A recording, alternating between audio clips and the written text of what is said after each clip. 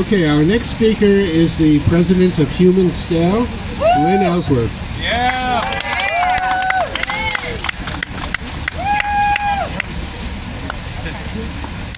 Hi, I'm Lynn Ellsworth. I'm chair of the Human Scale NYC Network.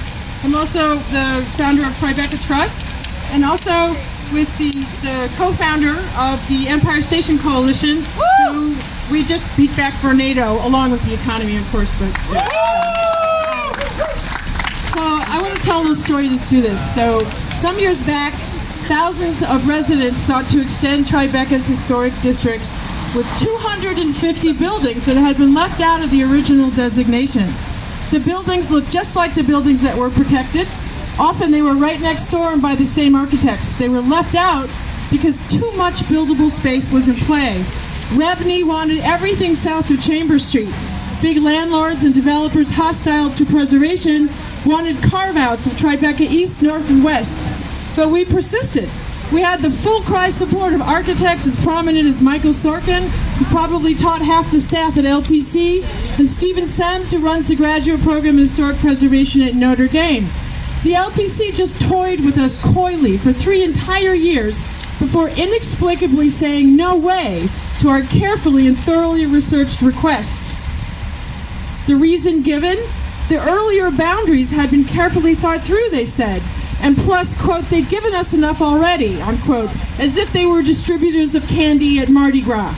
We pointed out that the earlier boundaries had been drawn right through the middle of a building, such that half of it had already been demolished by speculators, and their map was a gerrymandered mess with 98 different boundary points.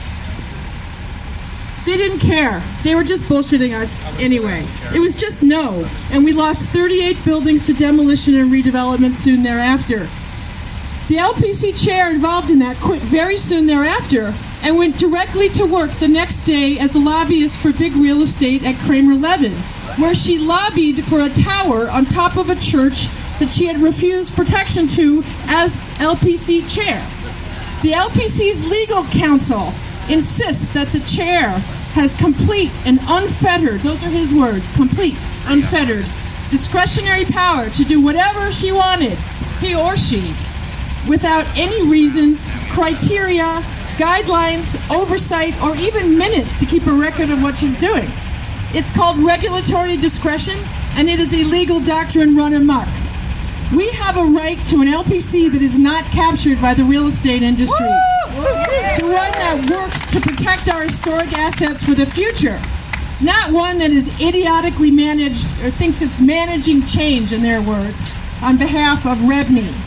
The law directs the LPC, and I quote, to safeguard the city's historic, aesthetic, and cultural heritage for the education, pleasure, and welfare of the people of the city. Why aren't they doing their job? We have proposed changes to fix the conflict of interest problems at the LPC. The council can fix that, maybe with Chris leading the way. We have also proposed changes to the LPC's internal procedures and rules that do not require city council approval. Changes that hand power back to the full commission and put the chair into the role of manager of the commission rather than its unfettered despot. We are a democracy, not a monarchy, and we must stop demolishing our city. Thank you.